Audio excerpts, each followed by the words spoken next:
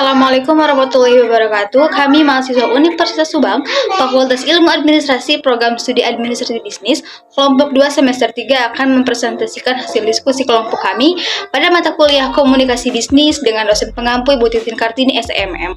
Kelompok kami terdiri dari 4 anggota, yaitu dengan saya sendiri Nopia Lestari dengan nomor NPM A1B 211004, yang kedua dengan Yulas Manawati dengan nomor NPM A1B 211005, yang ketiga adalah Husi Mailani dengan nomor NPM A1B 21007, yang keempat adalah Risa Ajliah dengan nomor NPM A1B 21008. Materi yang akan kami bawakan pada presentasi kali ini dengan judul keterampilan mendengarkan. Materi pertama adalah hakikat mendengarkan. Mendengarkan atau al-insat adalah mengesampingkan semua hal yang ada di sekitar kita yang dapat mengganggu konsentrasi kita untuk mendengarkan secara serius apa yang dikatakan oleh lawan bicara. Dalam Mutar As-Sahab, Ar-Razi mengatakan bahwa mendengarkan adalah diam dan mendengar. Materi kedua adalah jenis-jenis mendengarkan. Jenis-jenis mendengarkan terbagi menjadi 4 bagian. Yang pertama, mendengarkan yang negatif. Mendengarkan yang negatif adalah mengabaikan semua apa yang dibicarakan oleh lawan bicara tanpa kecuali. Yang kedua, mendengarkan yang dibuat-buat, yaitu berpura-pura mendengar atau mengikuti pembicaraan. Yang ketiga, mendengar yang selektif, yaitu dia hanya ingin mendengarkan apa yang memang dia ingin dengar saja. Dan yang terakhir adalah mendengar yang efektif atau jujur, yaitu upaya untuk menyelami apa yang ada dalam benak dan hati pembicara. Bahasan yang akan saya bahas selanjutnya adalah gaya dalam mendengar. Yang pertama, mendengarkan isi pesan. Kita menggunakan gaya ini jika kita hanya bermaksud untuk memperoleh dan memahami informasi yang disampaikan oleh pembicara. Yang kedua, mendengar secara kritis. Ini bertujuan untuk mengambil suatu kesimpulan dengan jalan mengevaluasi pesan. Yang ketiga, memahami perasaan pembicara. Ini bertujuan untuk memahami perasaan, kebutuhan, serta keinginan pembicara sehingga kita dapat membantu memecahkan problem yang sedang dihadapi oleh pembicara. Yang keempat, mendengar secara aktif.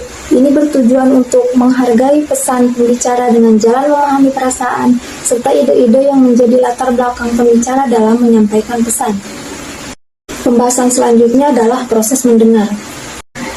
Yang pertama, merasakan atau sensing. Dalam tahap ini kita mendengar suara tapi kita mungkin mengalami kesulitan dalam memahami informasi yang terkandung dalam suara tersebut. Yang kedua, menerjemahkan atau interpreting. Dalam tahap ini kita menerjemahkan atau menafsirkan suara sesuai dengan latar belakang pendidikan, nilai, kepercayaan, peranan, serta kebutuhan kita. Yang ketiga, evaluasi. Dalam tahap ini kita membentuk suatu opini tentang suara atau pesan yang terkandung. Yang keempat, mengingat. Agar kita tidak lupa terhadap isi pesan, maka kita perlu membuat catatan. Yang kelima adalah merespon. Dalam suatu percakapan, tatap muka yang melibatkan 2 orang atau lebih, kita dapat memberi respon secara verbal. Pembahasan selanjutnya adalah pentingnya mendengarkan. Mendengarkan adalah kemampuan berbahasa paling penting dan utama. Berbicara, membaca, dan menulis berada pada tingkat selanjutnya.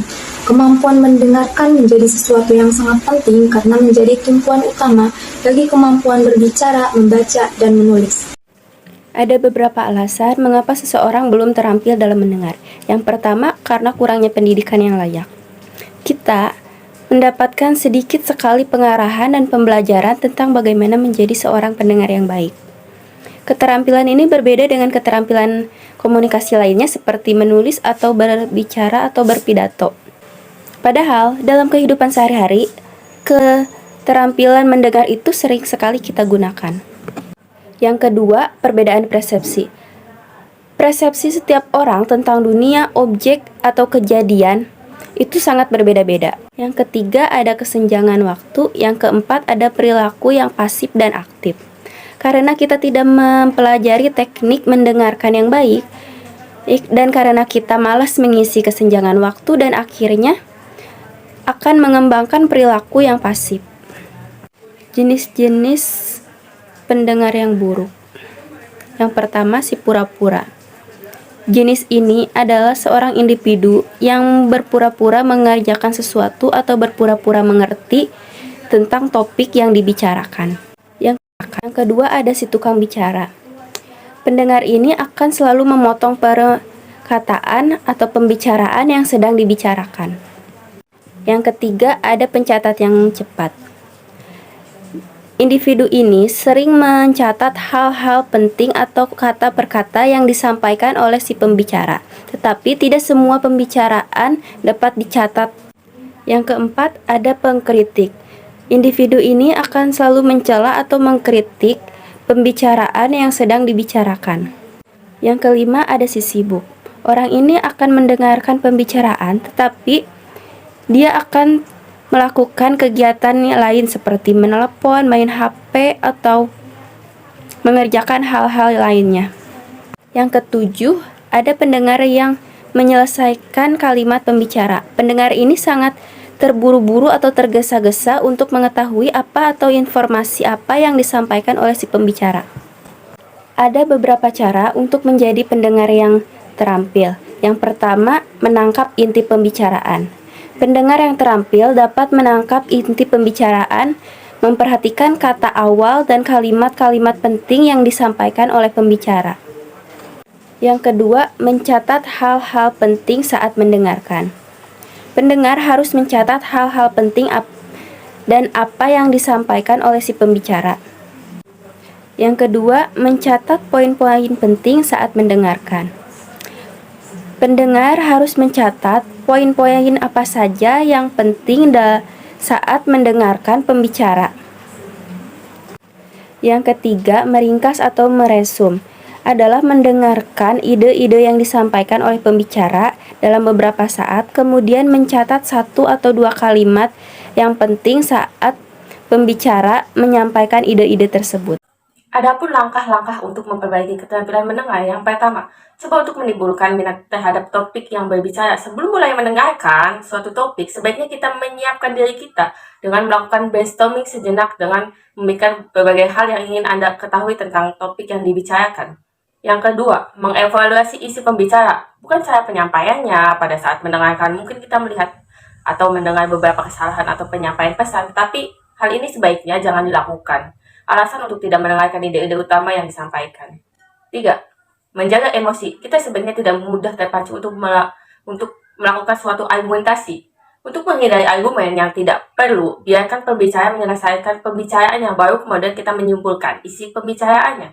Yang keempat, mendengarkan ide-ide. Kita sebaiknya tidak terpaku pada fakta yang disampaikan, melainkan juga berusaha memahami ide utama yang dimaksud di balik penyampaian fakta-fakta tersebut. Yang kelima, fleksibel. Pada saat mendengarkan suatu pesan, kita mungkin melakukan pencatatan. Pencatatan sebenarnya tidak hanya menggunakan suatu metode saja, akan tetapi menggunakan beberapa metode.